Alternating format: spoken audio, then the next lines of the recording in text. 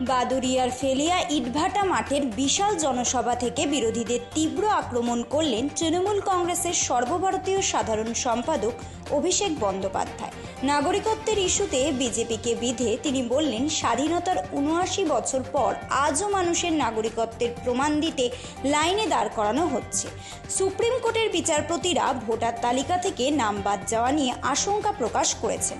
বাদুড়িয়ার বিধায়ক পদপ্রার্থী লিন্টনের হয়ে ভোট চেয়ে তিনি বলেন, লিন্টন মানেই আমি অভিষেক। তার দাবি, উত্তর ২৪ পরগনার মধ্যে বাদুড়িয়া বিধানসভা থেকে সর্বোচ্চ লিড নিয়ে তৃণমূল জয়ী হবে। তিনি সাধারণ মানুষকে মনে করিয়ে দেন, তৃণমূল সরকার ক্ষমতায় থাকলে তবেই লক্ষ্মীর ভাণ্ডার সহ সমস্ত সামাজিক প্রকল্পের সুবিধা আমৃত্যু পাওয়া যাবে।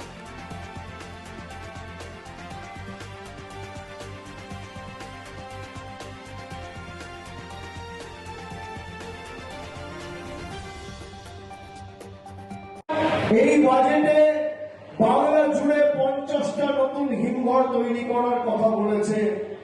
সেখানে রিটার্ন জেতার পর আগামী জুন জুলাই মাস থেকে বাদুড়িয়ায় একটা বিশেষ হিমঘর বা কোল্ড স্টোরেজ আমাদের সরকার করবে কৃষক ভাইদের জন্য। এটা আমি আপনাদের কথা দিয়ে যাচ্ছি।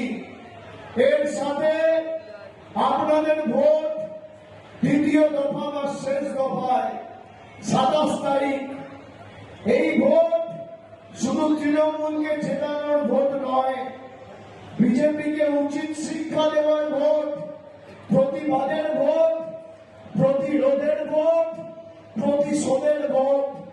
যারা আমাদের স্বাধীনতার ৭৯ বছর পরেও লাইনে দাঁড় করিয়ে নাগরিকত্বের প্রমাণ চাইছে এসআইআর এর মাধ্যমে, তাদের লেজে গোবরে করার ভোট, তাদের উচিত শিক্ষা দেওয়ার ভোট। যে মানুষ জানে মানুষের দুঃসময়ের বন্ধুকে যখন এসআইআর এর নাম বাদ যাচ্ছিল তখন দিলীপবাবুকে দেখা যায়নি, পাশে পাওয়া যায়, খুঁজে পাওয়া যায়নি। আপনি মানুষের সাথে থাকবেন না, আপনি আপনার বাবাকে আমি শ্রদ্ধা করি, আপনাদের বংশ পরম্পরা রয়েছে, আমি সম্মান করি, কিন্তু মানুষের হয়ে নির্বাচিত হওয়ার পর মানুষের পাশে ৩৬৫ দিন যে থাকবে তাকেই তৃণমূল সুযোগ দেবে, থাকবে না তাকে দেবে। গণতন্ত্রের লড়াই হবে, মানুষ বিচার করবে। আপনারা আপনাদের কাজটা খালি ২৯ তারিখ করবেন।